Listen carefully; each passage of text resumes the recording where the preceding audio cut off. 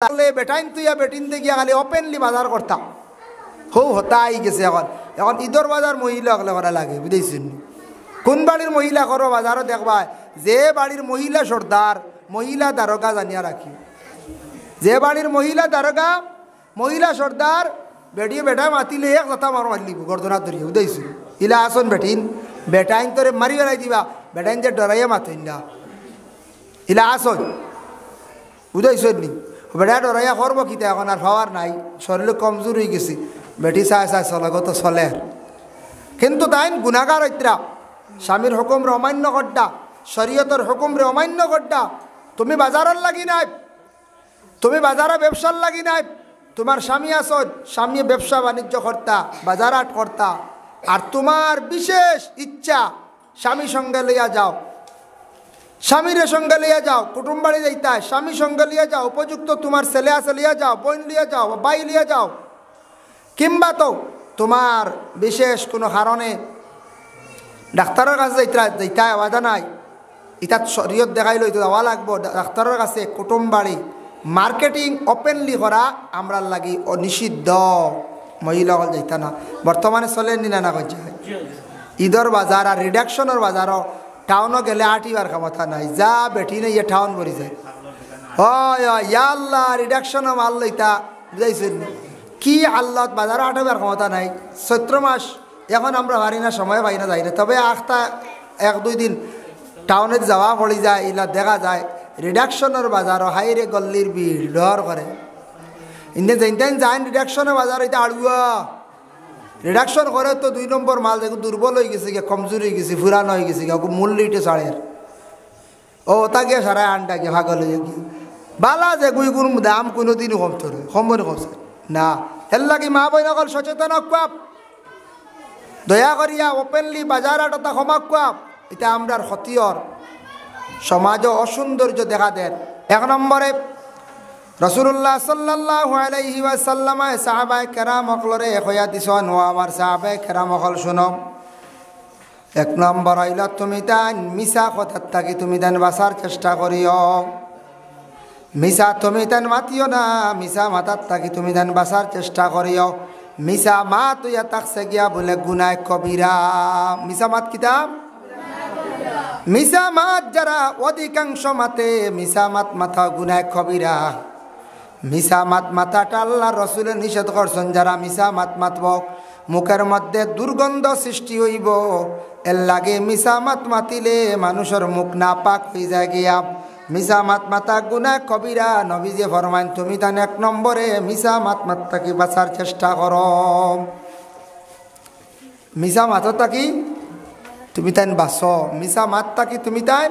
সর। যার জন্য বিশেষ করিয়া মিছা মাত মাতার তাকি বাঁচি তাই। 2 নম্বরে রাসূলুল্লাহ সাল্লাল্লাহু আলাইহি ওয়াসাল্লামে ফরমায়, আল্লাহর হাবিবে ফরমান 2 নম্বরে, ও আমার সাহাবায়ে কেরাম হল তুমি তান জুলুম অত্যাচার তাকি তুমি তান বাঁচার চেষ্টা করিও। মানুষের উপরে জুলুম করিও না, যে কোনো প্রকারে জুলুম করা হইয়া তাকে, কোনো মানুষের দন নিয়ে জুলুম করে, কোনো মানুষে হাত দিয়া জুলুম করে, কোনো মানুষে ফাও দিয়া জুলুম করিয়া থাকে। এইভাবে যদি কোনো মানুষের উপর যদি জুলুম করে, আল্লাহর রাসূলে ফরমাইন তুমি তান জুলুম করার থাকি মানুষদের উপর থাকি বাঁচিয়া থাকিও। জুলুম করা সম্পর্কে আল্লাহ কোরআনও জানাইছেন, ইন্নাল্লাহা লা ইউহিব্বুজ জালিমিন,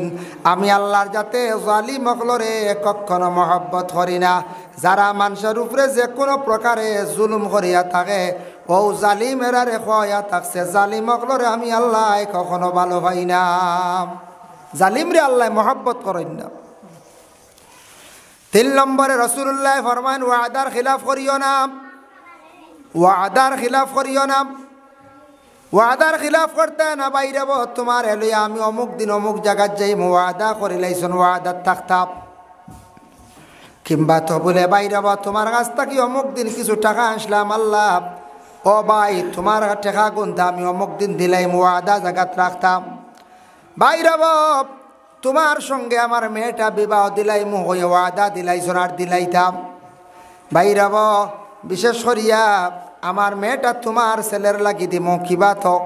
আমার ছেলের লাগি তোমার মেয়েটান মুখে ওয়াদা দিছন এইভাবে ওয়াদা দিয়া বিশেষ করিয়া যারা খিলাফ করবা আল্লাহর রাসূলে ফরমান ওয়াদার তুমি দেন খিলাফ করিও না যেটার ওয়াদা করিলাই ভাই ওয়াদাটা কিন্তু জাগাত থাকতো ওয়াদা কই থাকতো জাগাত থাকতো ওয়াদার খিলাফ হইতো না ওয়াদা ডুলতো না ওয়াদা কিতো হইতো না ওয়াদা ডুলিত না এর লাগি বিশেষ করিয়া ওয়াদা ডুলা নিয়া থাকছে গিয়া মুনাফিকদের আলামত খার আলামত মুনাফিকর আলামত রাসূলুল্লাহ ফরমান 4 নম্বরে তুমি জান কি করিও আমানতর খেয়ানত করিও না মসজিদের ক্যাশ বাক্স হোক মাদ্রাসার ক্যাশ বাক্স হোক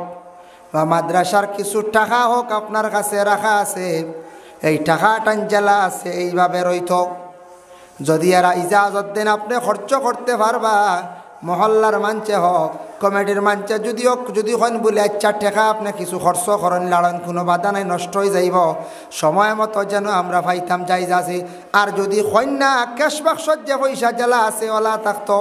মসজিদের গুন্দি কোনো সেক্রেটারি ব্যবসা করতে পারতা নাই মাদ্রাসার কোনো কমিটির সেক্রেটারি ব্যবসা করতে পারতা নাই মাদ্রাসার কোনো মুআল্লিম শিক্ষক যদি তখন তার কাছে যদি আমানত থাকে পারতা নাই কোনো মুরাব্বির কাছে কোনো বৃদ্ধ মহিলা কোনো মানুষের নিয়ে টাকা রাখলো বাইরে আমারও টাকা গুন্তা তোমার কাছে আমি রাখলাম আমানত হিসাবে খেয়ানত করতে পারতা নাই কোনো মানুষে যদি কয় বলে তোমার কাছে আমি এখানে সাইকেল নিয়ে রাখলাম আমার সাইকেল খানটা তুমি খেয়ানত করিও না ইলা হয় না আমার সাইকেলটারে তুমি কিতা করিও না খেয়ানত করিও না করতে না বাইক এখান নিয়ে রাখলাম কইলাম ভাই আমানত রাখলাম আমি খেয়ানত করতাম নাও যেন আমানতর খেয়ানত কিংবা তো বাইরব তোমার কাছে আমি এখান কথা কইলাম দিতে কোনো মানুষরে কইও না ই কথা এখান বড় জলদি গিয়া আর কোনো মানুষে কোনো সময় কইলায় ইলা কথা এখান কইলাইলে আমানতর খেয়ানত হয়ে গেছে গিয়া খিতাইছে আমানতর কোনো মানুষের কথা এখান অন্যর কাছে গিয়া কইতাই না কেউ যদি কয় বলে আমার এখন কথা তোমার কাছে আমানত রাখলাম কিবা তো সোনা রাখলাম কিবা তো রুপা রাখলাম কিবা তো কোনো আর অন্য জমিন দন রাখলাম গাড়ি এখান রাখলাম আমানত রাখলে এখান খেয়ানত করতায় না আমানত রাখলে কিতা করতায় না খেয়ানত করতায় না এর জন্য আল্লাহর বান্দাগণ যে কোনো টাকা আমানত রাখলে খেয়ানত করতায় না যে কোনো জিনিস নবী যে ফরমাইছেন 5 নম্বরে আল্লাহর হাবিব সাল্লাল্লাহু আলাইহি ওয়াসাল্লামে ফরমায় 5 নম্বর হইলো তোমরা রাস্তাঘাটে অযথা সময়ের নষ্ট করিও না কে কইলা নবীজি কইছো কারণ রাস্তার পাশে অযথা সময় নষ্ট করেন ফালতু মানছে বালা মানছে নাই বালা মানুষ মসজিদও থাকবো নিজের বাড়ির মধ্যে থাকবো রাস্তার দিকে যাইতে সময় ডাইরেক্ট যাইব গিয়া তার যে জায়গাত যাইতে ও জায়গাত গিয়া দম লইব আর জাবলা মানুষ যারা কালবাট বসবা যারা খারাপ মানুষ এরা এক জায়গাত রাস্তাত বসবা বসিয়া দেখবা ফরর নিন্দা ফরর সমালোচনা আরম্ভ করছন